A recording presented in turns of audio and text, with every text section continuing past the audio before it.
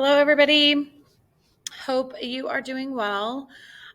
So because of smarter balance testing and people being kind of in and out of class at different times, I'm just going to record the instructions for this week's concept so that at any time you can go back and watch the video and get some practice. And then, of course, I will still be in class to help you through things. But I felt like this was a more streamlined way of being able to get all the information out to anybody who's missing class this week. So we are moving on from just simplifying rational expressions to adding and subtracting rational expressions. So we're going to have to go way back into our brains for finding common denominators because all of that is going to be necessary in order to be able to do this. Okay, so just a fraction review. How do you find a common denominator? Remember, it's a number that both go into. Okay, and then remember that once you have a common denominator, it stays the same. Okay, we don't change it. So there's a couple examples in here. For example, 1/2 plus 1/3 plus 1/5. 2, 3, and 5 all go into 30. So 30 becomes the new common denominator. 2 times 15 is 30, so that's why it becomes 15 over 30. 3 times 10 is 30, that's why it becomes 10 over 30. And 5 times 6 is 30, so it becomes 6 over 30. Now you would just add those up, and you would get 31 over 30. Okay, so once you find that common denominator, it stays the same.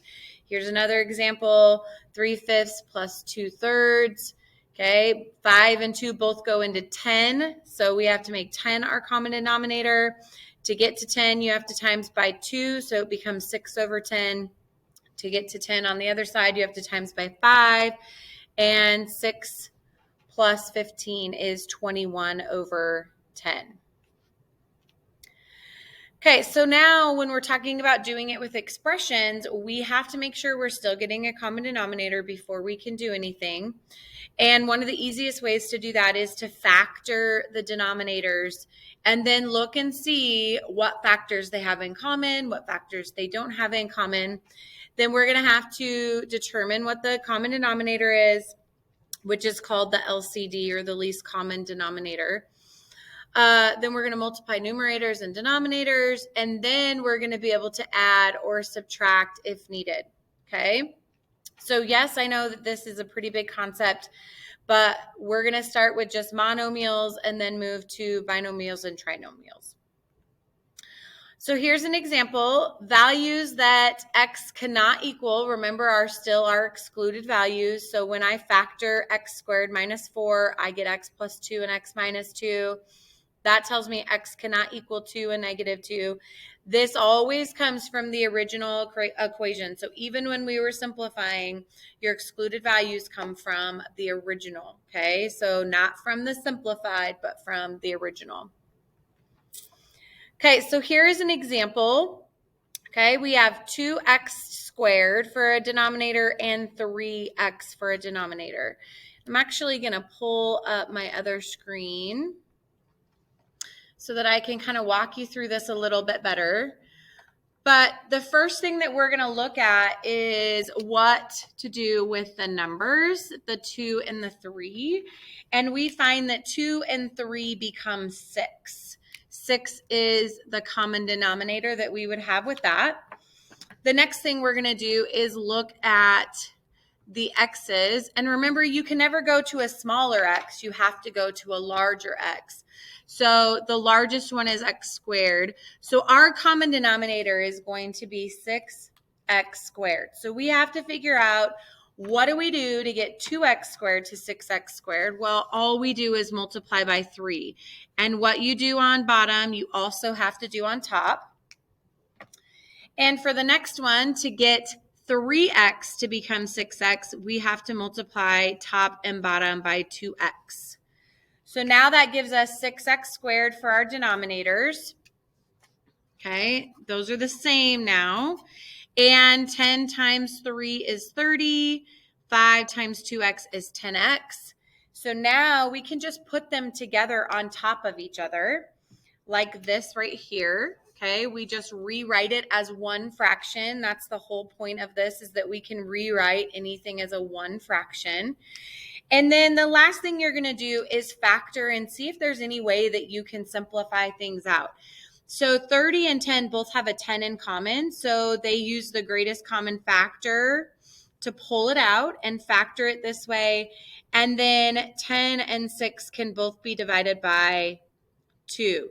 So it can be left this way, or you could leave it where you distribute this out and leave it this way. It honestly doesn't matter. On the test, both of those would be correct no matter what. Okay? So we're going to walk through how to do some of these monomial ones. Okay, we're going to start with one that is the same, and then we'll move on to one that is different. So this first one, they have a common denominator already, right? They both have an x. If that is the case, that means that that becomes your new common denominator, the same thing, and then you just add the numerator. 1 plus 2 is 3. So this is simplified form if the denominator is already the same. But if we look at this bottom one here, we have 3 and we have x, and there's no way to make that be anything that is the same. So in those cases, you make them be both, okay? You make them be 3x. So that means I need to multiply by x over x to get 3x on that side, and I need to multiply 3 over 3 to get 3x on that side. So when I do that, I get 4x times x, which is 4x squared, and 2 times 3, which is 6. And I can factor at this point, but there's not a like term between 4, 6, and 3. There's nothing in common. So technically, you could factor and make this look like 2x squared minus 3 over 3x. But both of these are correct. Okay, so if there's no reason to factor, then you don't have to do that. Okay, so that's monomials. Now we're going to do a monomial that's a little bit more intense, so it has more pieces to it. Okay, you'll notice there's numbers, there's x's, and there is y's. So we're going to talk about them all separately. So the first thing that we're going to talk about is the number piece, 2 and 8. And remember, we need a number that they both go into. Well, 2 goes into 8 and 8 goes into 8. So that means that 8 is the number that I have to do for my common denominator. The next thing I'm going to look at is my x's, because I have an x in common. And remember, you can never go smaller. You always have to go to the larger. So that tells me that my common denominator is going to be an x to the third. And then the last thing is to look at y's. We don't have a y there, so we're going to have to create a y there.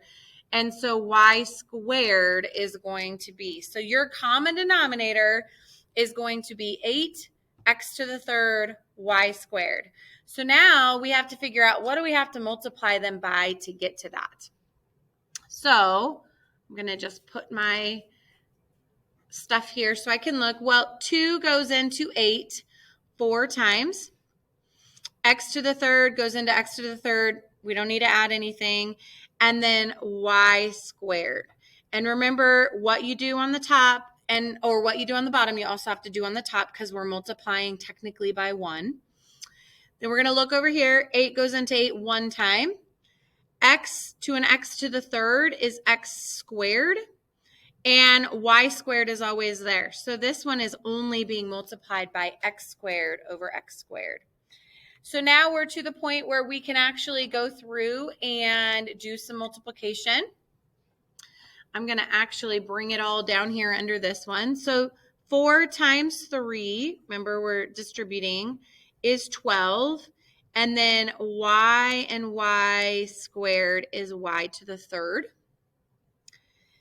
And then on this side, we're just multiplying this through. There's no like terms. I'm just going to move it in between the 5 and z because I like it to be in alphabetical order.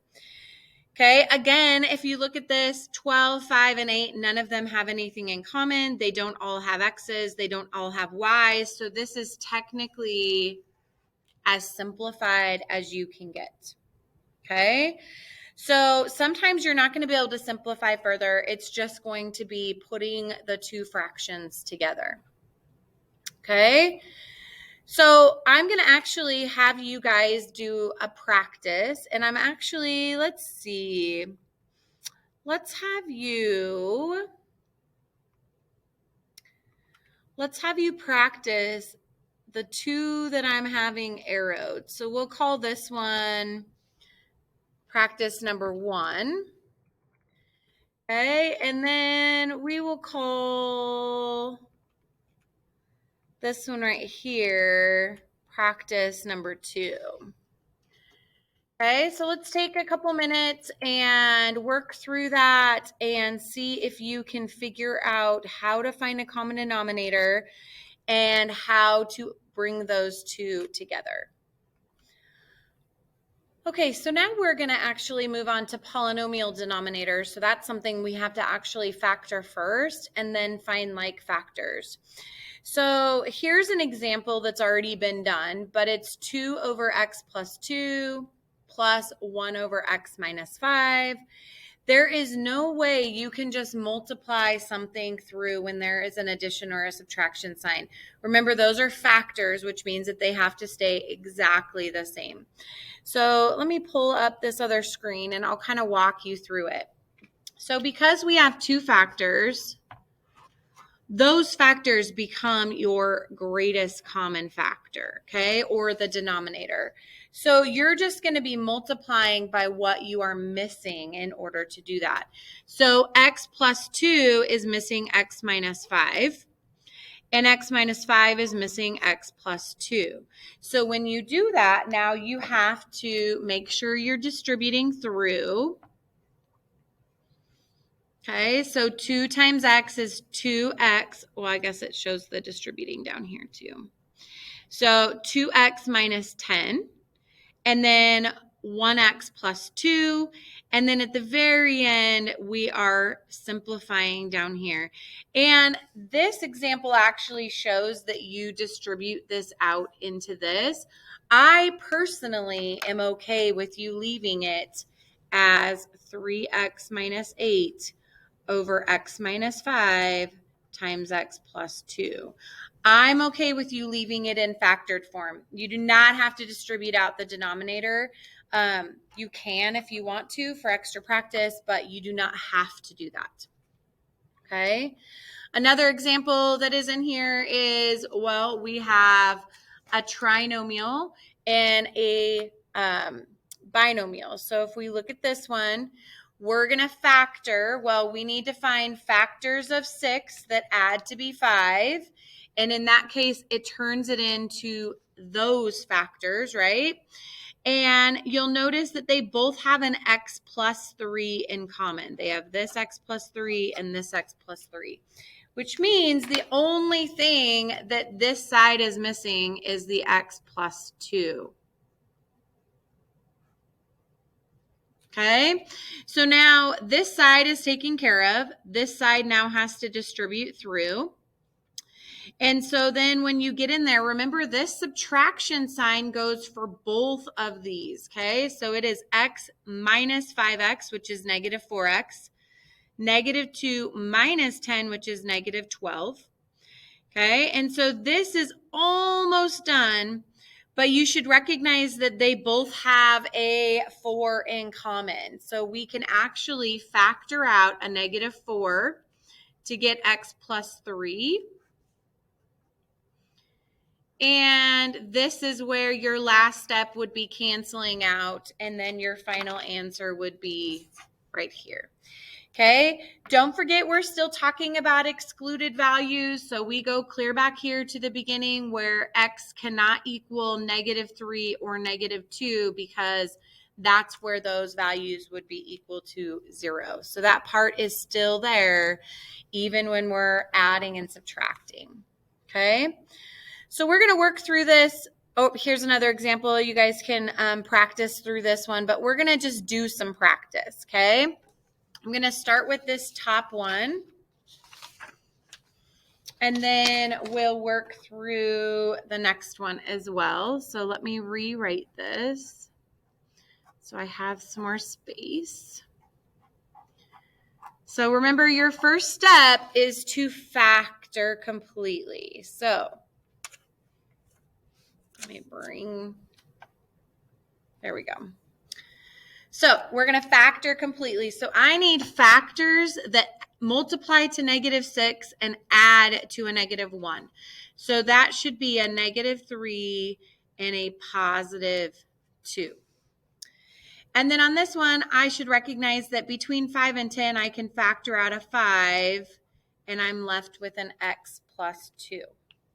So now we're looking, what do they have in common? Well, they both have an x plus 2 in common, which means that has to be part of your common denominator. But we also have what they don't have in common, part of your common denominator. So that means we need a 5 and we need an x minus 3. We do not need 2x plus 2's because they both have that in common, so we only need one of them. So that tells me that if I'm looking at this denominator, the only thing I'm missing is a 5. So I'm going to be multiplying by 5 over 5. If I look at this denominator, the only thing I'm missing is x minus 3. So I am going to be multiplying by x minus 3. So I'm going to rewrite this now because I have my common denominator, and it's going to give me 5 times x minus 1 minus 4 times x minus 3. And now I'm on to simplifying, okay? So I'm going to distribute. That gives me 5x minus 5 minus 4x. And I'm going to actually say plus 12 because a minus negative is a plus all over our common denominator. If you're a person who does not like to write step by step, you're going to be getting lost in some of these problems. So I recommend step by step. So now we're going to simplify. So again, my common denominator stays the same. I'm just going to rewrite it. 5x minus 4x is x. -5 plus 12 is 7. There are no common anything between them, so this is your final answer. X cannot equal -2 and +3 because those are your two places where it cannot be 0. Okay? All right, we are going to work through the second problem that is right here. So give me just a second again. I'll get this written down. Again, we have to start by factoring. Okay, let me pull up this other screen.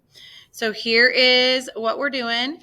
So in this case, we have to take 5 times 4 and get 20, and we need factors of 20 that get a 21, which are going to be 20 and 1. But remember, when we have this a value, we actually have to bring it down here. So this now turns in to x plus 5, and this slides up and becomes 4x plus 1. So that is factored form for the first problem. For the second problem, it's fairly simple because all we're going to do is pull out a 3 to get 4x plus 1. So I'm going to rewrite it down here. Remember, greatest common factor is one of the first things that you should be looking for. So now we're looking to see, okay, what do they have in common? Well, they both have a 4x plus 1. So that becomes our first factor. And then we also need the ones that they don't have. So we have a 3 and an x plus 5. Okay, so that is our common factor. So now we go back and we say, what do they need to add to get to this common factor? Well, this one has a 4x plus 1 and an x plus 5, but it's missing the 3. So we are going to multiply by 3. This one has the 3 and the 4x plus 1, but it is missing the x plus 5. So we are going to multiply by x plus 5. So I'm going to rewrite that down here just so that we can keep moving forward. So here we are to our distributing stage.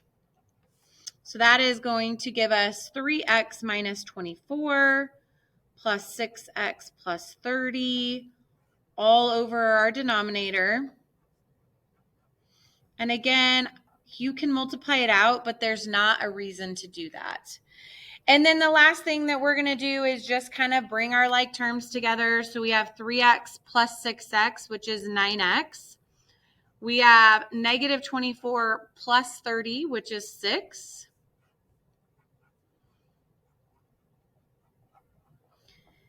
And then you should recognize that this can be factored. We can actually take a 3 out. And when we do that, we can cancel this 3 from top to bottom. So our final answer is what's left over right here. 3x squared, or 3x plus 2 over 4x plus 1 times x plus 5. Okay, so I get that this is a lot. It's a lot. There's a lot of practice. I think you guys are capable. So I'm actually going to have you guys try this one on your own. Okay, give this one a shot, and then you guys have an assignment posted that you're going to start working on. So obviously, if you've been in and out of class for Smarter Balance and you have questions, please come see me before school, after school, ask questions when you are in class. We're going to be spending the entire week on this. So hope this makes sense. I will talk to you guys later. Bye.